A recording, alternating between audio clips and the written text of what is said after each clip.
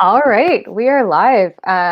Welcome back to another episode of the IndieVerse. If this is your first time here, essentially the IndieVerse, we talk about all things writing and self-publishing. I apologize in advance for how my lighting's not the greatest here, but it is pitch dark outside, so that is why. Today, I'm so happy to be joined by Morgan. And Morgan, I'm going to pass it over to you to give a quick introduction to who you are, what you write, and then I'll dive into all the questions that I have for you today. Okay. So my name is Morgan Lee. I guess I consider myself a multi-genre author, indie author. The book that I have out now is young adult fantasy, and I've also written science fiction as well. So that's a little bit about me. And I have a YouTube channel here. That's just my name, Morgan Lee. Awesome. Thanks so much, Morgan. And I just figured out why before we logged on and went live here, I was telling Morgan, I was like, there's something not right with my setup right now. And I just figured it out. So I'm much more happy with it now. So technical difficulties aside. So I guess, Morgan, one of the questions that I ask a lot of folks who come on to the IndieVerse about writing is just how they got started in writing. Has this been a lifelong passion, or is it something that you fell into? I just love to hear your snapshot of your writer origin story. This has definitely been a lifelong passion. I've been writing stories since I was 6 years old, I think. I started writing little stories about my doll. I think I had an amazing Amy doll. So I used to write stories about her adventures and things like that. So I would staple papers together and draw the pictures and write the story. And then my teacher would read them to the class and stuff like that. And then in the 4th grade was when we read The Lion, the Witch, and the Wardrobe. And that's when I really kind of got interested in writing fiction. So we had an assignment that we were to create our own fantasy world like Narnia. So I kind of took off with that project. It was supposed to be a short story, and I ended up writing a whole novel. So that's where I got started. 6th grade, or not 6th grade, 6 years old was when I started writing stories. And then 4th grade was when I got really into writing fiction and telling fantasy stories. And then from there, it kind of just continued. So was there a point where you were like, this is what I want to do professionally? Was there or was it something that you kind of just gradually found out, or it was something that was kind of the dream all along? It's hard to pinpoint. Yeah, I don't think that I realized that I wanted to do it professionally until pretty late in life. Well, I wanted to be a veterinarian. I had a lot of dreams when I was a kid, but the veterinarian was the one I settled on for the longest time. So I was trying to do that all the way up until college, and I was just writing on the side and not really showing it to anybody. I didn't let anybody read my stuff. It was very just my thing. And then college happened, and I realized veterinarian was not something that was for me. So I changed my major to English at that time and decided to get a degree in English. And then from there, I wanted writing to be my career, but I didn't know how to make that happen. So then after college, it was kind of just get a normal job and do normal things.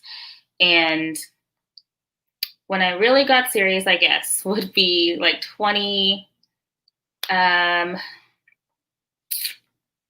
When did I publish my first book? I think 2013 was when I had published the one that I wrote in high school, when I put it on CreateSpace, back when it was CreateSpace.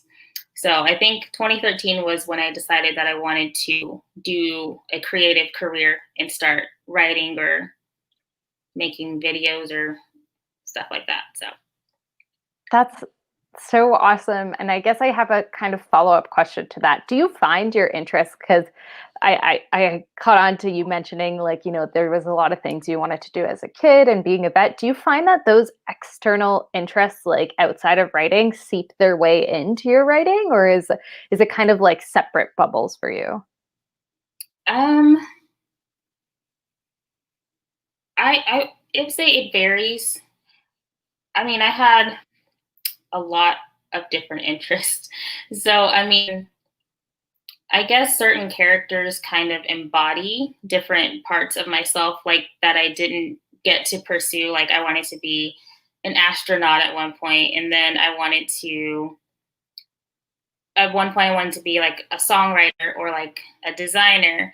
And I feel mainly I kind of use my characters or use um, my stories to not to live out those things, but to give my characters like either like their backstory or like a hobby or an interest or something like that. So Hmm.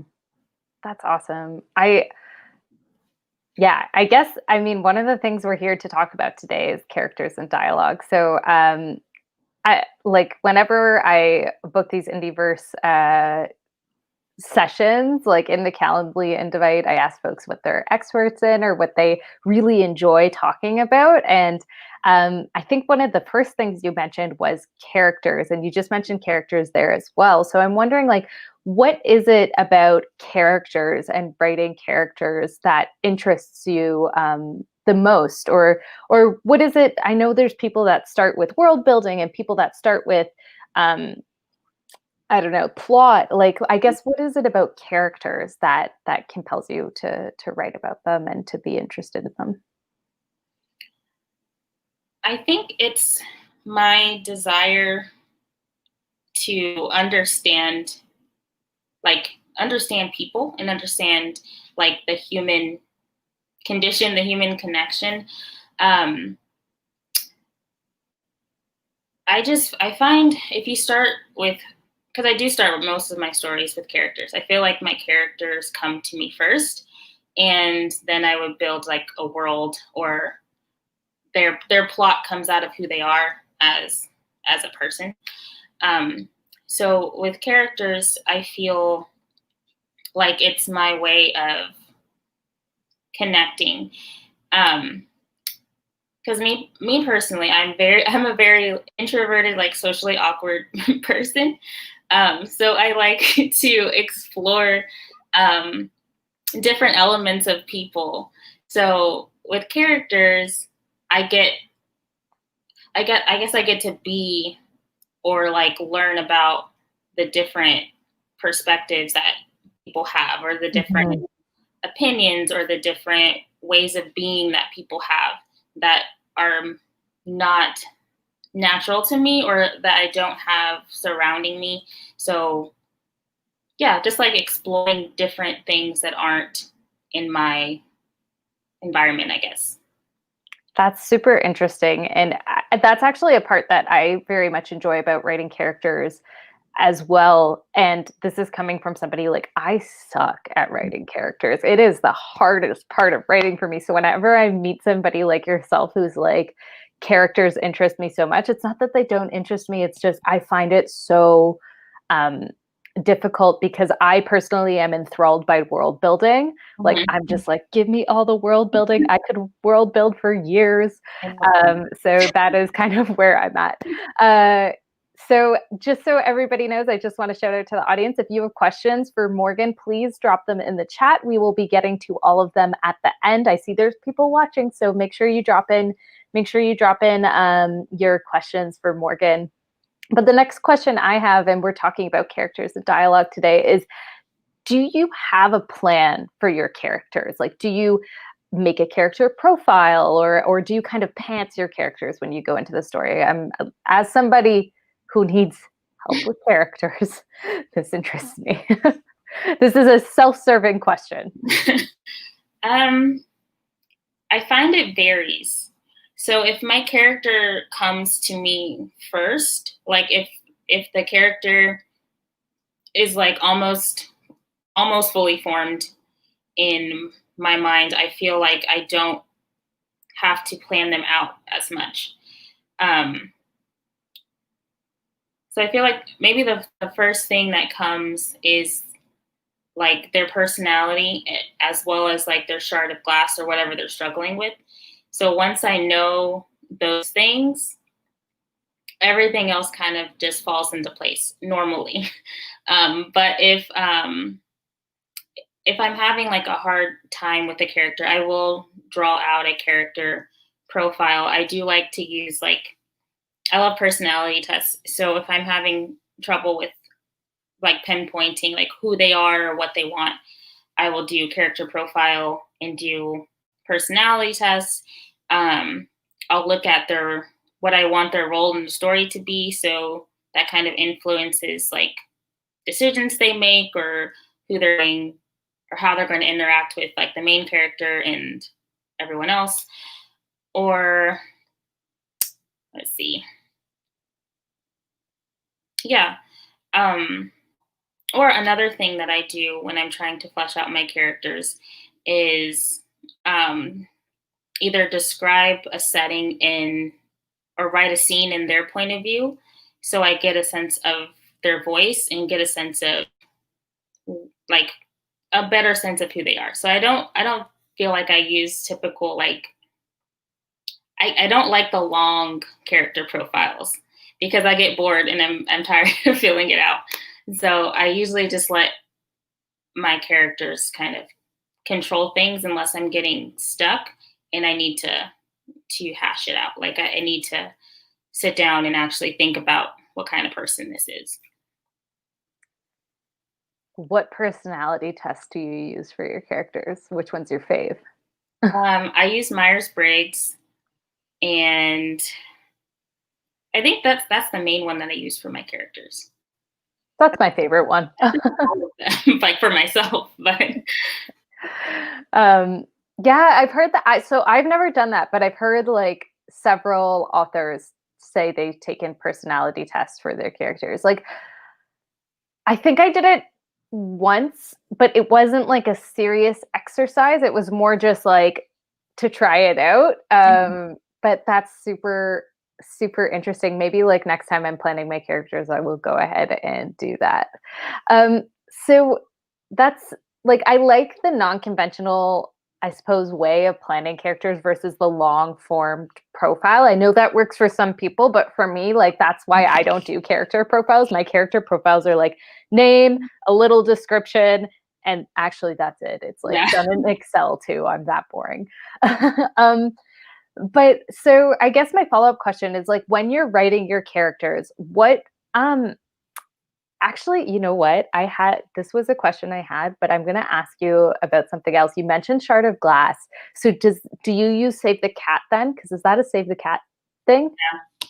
I didn't know it was called that for Save the Cat, but yeah, I just started using Save the Cat. Nice. And for anybody who doesn't know, Save the Cat, I suppose, is a writing methodology. Anyway, it's a book. I actually have it right here. Subtle plug for Save the Cat. And I know a lot of folks that use it. So I heard shard of glass, and I was like, oh. So I guess when considering writing your characters, like, what is the most for somebody like me who sucks at writing characters?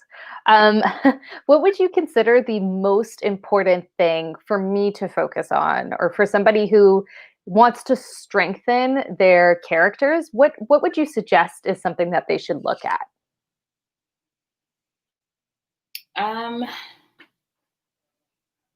Going back to like the shard of glass, your reason for why your character is behaving the way that they do. Mm-hmm. If that makes sense. So you have to know the character's role in the story because every character needs a purpose, or why are they there? And then with that, you have to know, like their shard of glass and why they operate the way that they do. So if you're looking at your character, you want to make everyone in your story distinct and have their own you know, along with voice and style and mannerisms and things like that that you into like your description and your dialogue. Above that, I think the role in the story is like the biggest thing, and like their role and why they behave the way they do. So they don't have like a purpose to the story, whether it's a big purpose or a small purpose, and they don't have their own agency as their own person. I think that limits the effectiveness of characters. Not that there can't be, you know, flat or static characters, but they have to. I just think that everyone needs to. You should consider your character shard of glass, and you consider their role in the story. If that makes sense. No, totally. And I think probably what I struggle with the most is I think I always have a very clear picture of what my character's role in the story is, but the shard of glass, I need to work on that. Before we jump into like dialogue, with regards to characters, like I know I already asked what your favorite part is, but I'm just curious, like, is there one thing in particular you really like about like characters and like I guess like do you really like writing character relationships or like their favorite food? Like is there one particular odd thing about characters that you really like and enjoy writing? Um, I don't know. I know this is like a random question. I was just like, huh, I wonder if it's like because I know some folks are like, I know all of my characters' favorite food, and I'm like, I do not know all my characters' favorite foods. Yeah, my characters like forget. I mean, I don't ever show my characters eating. Not that you need to, but Yeah, I don't think I show my characters eating I just often think at about all either. like I don't know. Well, so what's my favorite part? I don't know. I guess I mean, is their relationships? Is that a good answer? I mean, Yeah. I yeah, I guess the dynamics of their relationships to each other.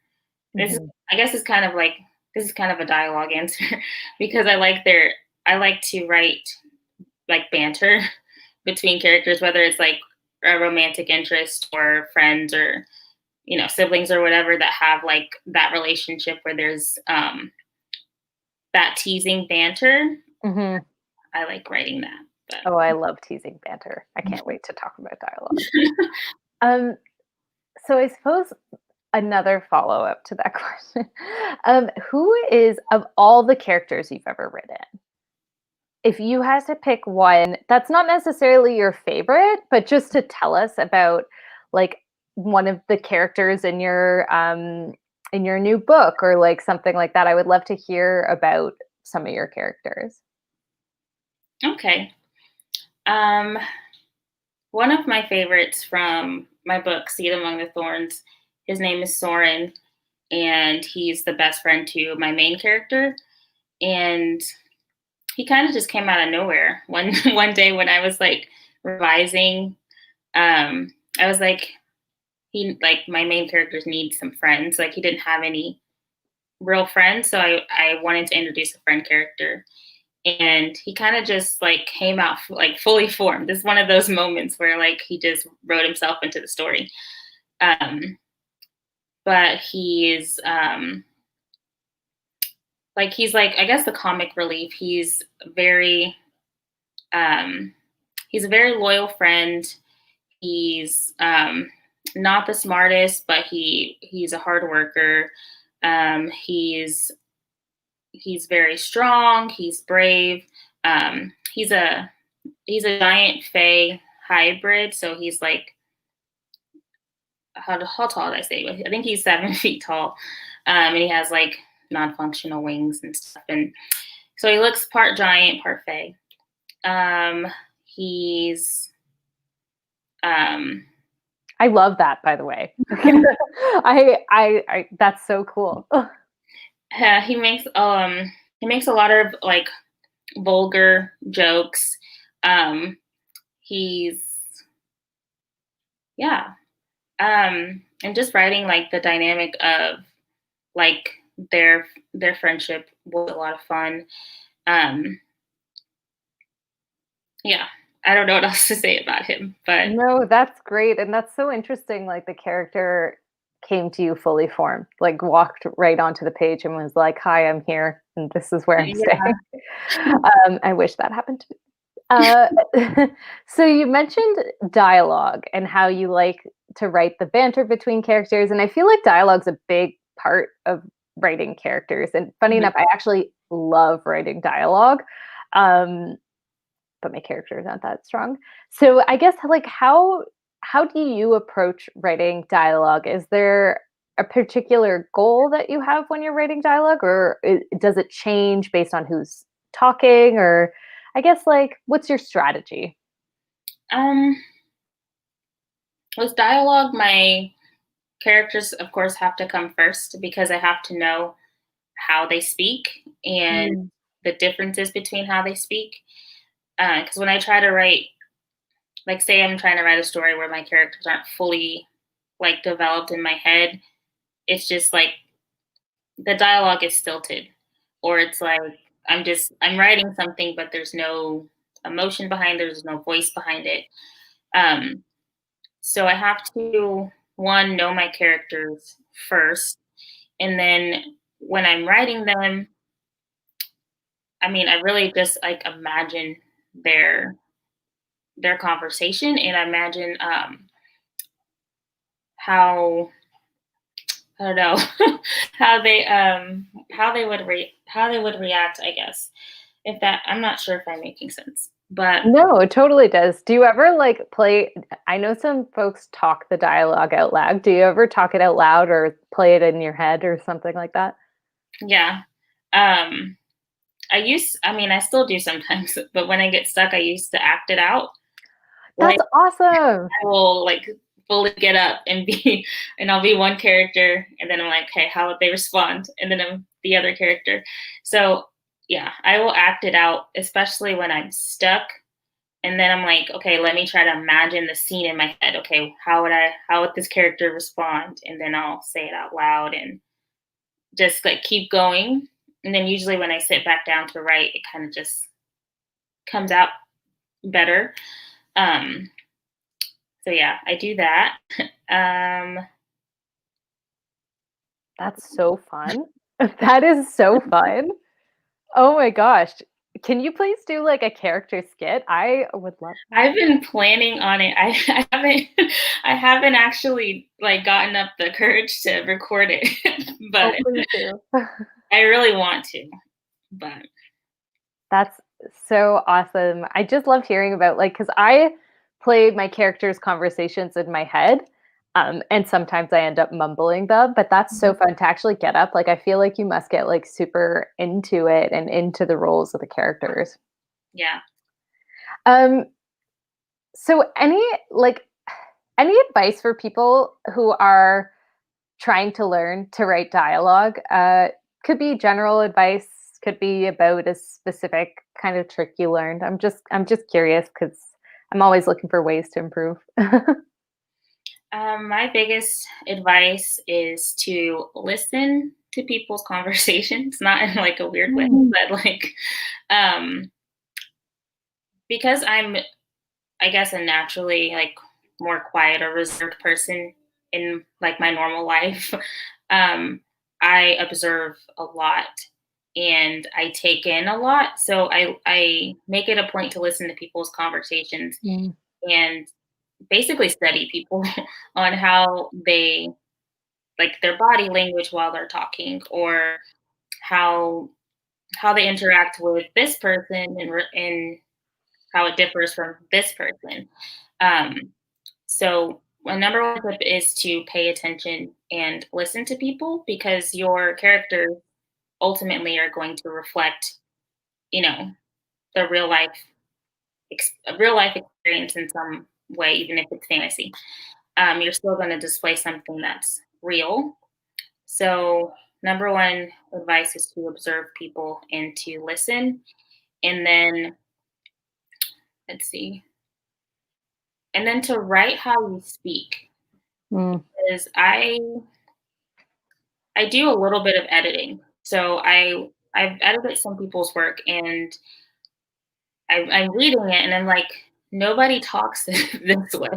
Like nobody talks like this formal or this proper, or never uses contractions, or talks like with precise grammar. Like if you're writing dialogue, you don't have to you don't have to write in complete sentences. You don't have to obey all the grammatical rules within your dialogue, because it's dialogue, it's how people naturally speak.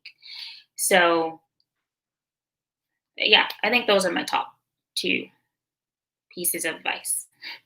Those are great pieces of advice, and yeah, will take them definitely to heart. I was actually just writing you a message because I'm having some technical difficulties on my side. So I'm just going to resolve those really quickly while you answer the next question. Hopefully, fingers crossed, everything works out okay. Um, but I guess actually a little bit of a follow up sort of, because you mentioned editing, like are there any particular tools perhaps that you would recommend for either character, dialogue? I know you mentioned personality tests, etc. So any kind of tools that you would recommend that writers could use to perhaps enhance their dialogue or enhance their characters? Okay. And I may disappear for a second. I'm sorry. I'm just going to try and fix this. Okay. Okay. So tools that I would use to enhance my dialogue. Trying not to have dead air. So I'm trying to think out loud. Let's see. So tools that I would use for dialoguing characters. Um,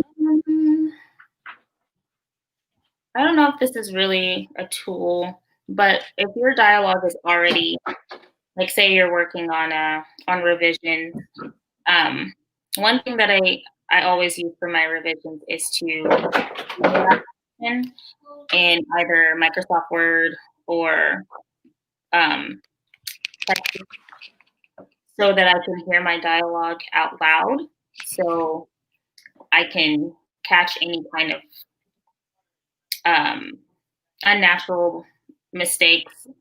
Like even if it's a computer reading it, it'll still read in a way that's kind of natural, that you can catch and see if it's like if there's an issue with your dialogue. And then for characters, I don't really have a tool for characters because I kind of, yeah, I don't I have. love listening to, I honestly think listening out loud is it's great. Or read it out loud if you can read your Yeah. stuff out loud, because I do that too. Or I'll put on like my dramatic reading voice and like fully like kind of with my acting out, but Mhm.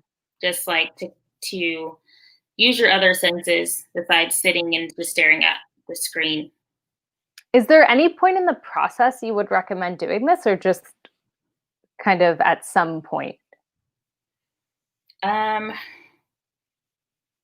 I would recommend it during revision, depending on how you work. Some people will edit as they go, and that works for them, or some people will write the whole first draft and then come back and do revisions.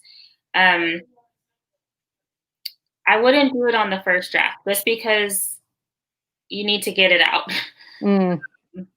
So I don't like to edit myself too much or worry about too much on my first draft. I'm not really a plotter. I'm kind of a planter. I guess that's is that the word. So I don't do too much prep work while I'm writing my first draft. It's that usually comes later in my second or third draft. So whatever works better in your process, but yeah. Yeah, I also am a kind of planter, I suppose. I like to fast draft and then outline. So I guess text to speech or reading out loud would come further down the line for me because my first draft is a mess.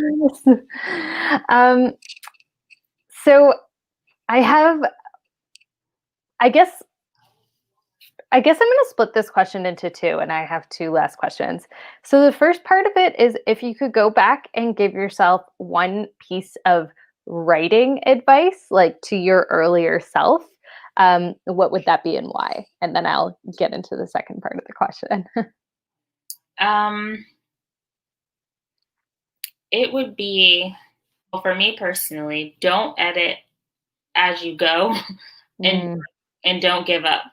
Because I spent the first, I think I spent probably 6 years on my first book, but I would just rewrite the first 8 chapters over and over again. I never completed the draft. Same. And it was just me rewriting over and over again, and I could never finish it. So, well, I'll change my mind. Well, I'll add on to that. Sure, you can have two. It would also be to not to sell myself short, or believe that to believe that I can't, because that kind of held me back a lot. That's why it's taken me so long to actually publish something that I'm proud of, because of things like imposter syndrome and anxiety and all this other stuff. I was terrified of people reading my stuff. If someone touched my notebook, I would go into a panic, don't read it. And it's I don't know what I was so afraid of. And I would have liked to just tell myself that you can't get better if you don't put yourself out there. If you don't finish a book, if you don't finish the draft, you're not going to get better. And I wish I would have done that a lot sooner than I did, and I wouldn't have made so many publishing mistakes, just putting a book up and taking it down, because I did that quite a bit. But yeah. And sorry, this is a side note, so this is not my last question. But I did want to shout out before I get to my last question. If anybody who is watching has a question for Morgan, please drop them in the chat. I see there's a couple there already.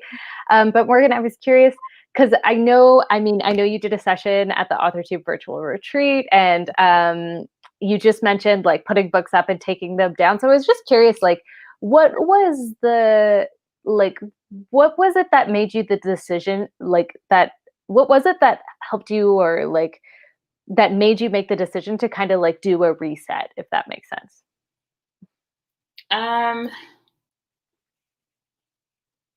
Well, I guess it was kind of, one, not being proud of what I put out there and knowing that I could do better. And then another thing was seeing other people, I guess, achieve the amount of success or whatever that I knew that I was capable of, but I was selling myself short.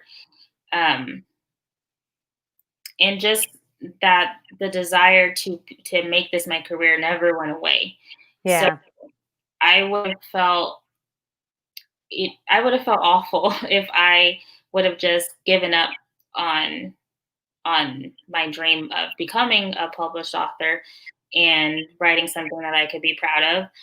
And I would have had a lot of regret, more regret than I have of comparing myself and putting my books up and taking them down. I even did that with the book that I have out now, because I put it up and it wasn't edited or anything, but I didn't take it down this time. And I did. Yeah, I did that because I didn't want to reward myself with oh, I can just take it down. I wanted to break the mentality that was turning over in my mind, oh, I can just take it down. I'm sure all your previous books were fabulous too, and I hope we get to read them someday. I have also, just so you know, done this. The first book that I published was All the King's Traders, but I did write under a pen name that nobody knows here and nobody will ever know. um, and I did write under a pen name and publish some short stories there, and then took them all down. So yeah, yes. It's a tough decision to make for sure. So thank you for being so honest and sharing. I really appreciate that. Because I definitely learned a lot. I thought I had things figured out. I did not. um, and then I guess, I mean, an imposter syndrome is certainly something that I, I don't think I've met somebody who is an author who hasn't struggled with imposter syndrome. And if somebody out there is not struggling with imposter syndrome, like, please tell us all your secrets, because even like the big authors, you hear it from them, like the like super like Stephen Kings of the world. I'm not sure Stephen King, but like, you know what I mean. So I guess and also just so everybody knows, Morgan's website and Instagram is linked down below. And I actually didn't link your YouTube, like silly me. But everything is linked down below. So please, please, please go check out Morgan's website and novel. And I guess before I get into the last question, I wanted to leave it to you to tell us a bit about your new book, because that's so exciting. Okay. All right. Well, I have them here. Perfect. Also the cover. Oh wait, it's kind of bright. The cover is so gorgeous. All right. So this is Seed Among the Thorns. This is the hardback. This is not available yet because Barnes and Noble is taking forever. Stunning. But yeah, this is a young adult dark fantasy novel. It follows Emerson Pearson and Shaw Lermont. They are two teenagers from two different families that are bound together by an ancient family curse, basically, that is holding the balance of the world. So there's two worlds, the earth and then the prison world. So their bond is holding both of the worlds together. They don't like to be bound because she has to obey everything he says. So she's essentially a slave. He's got a demon stealing his soul. I'm really bad at synopsis when I have to, but oh my god, I'm completely sold. Keep going. So yeah. So the first book, this is the first in a trilogy, is about how they are dealing with their bond and how either they have to learn how to work together or end up destroying both the prison world and the earth. And yeah, it's the first in the trilogy. I'm planning on getting the other two published. Well, at least the second one is going to be published the end of this year, and then the third one beginning of next year. That is so exciting. It sounds so interesting. I'm like so ready to read it. I also told myself I wasn't going to buy any new books this year, but I've already thrown that out the window. So I think I'm going to buy another one now. And the last question I have for you, Morgan, is if you could go back and give yourself one piece of advice again, but this time before you clicked publish on this book, what would it be and why? Before this book, let's see. Or before any book, before you clicked publish on any book. I don't know. It's a tough one. This one always gets people thinking. They're always like, what would it be? I don't know. Okay, restate the question again.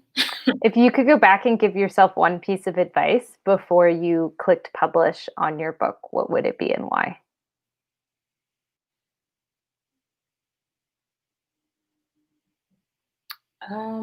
That's a hard question. I would tell myself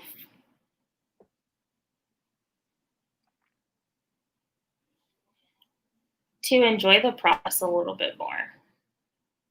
because I feel like I was caught up the in like all of the details, or like trying to do everything right, or like I don't know if I'm making sense, but That to literally hit me right in my soul. I was like, I need to, yeah, like enjoy the process.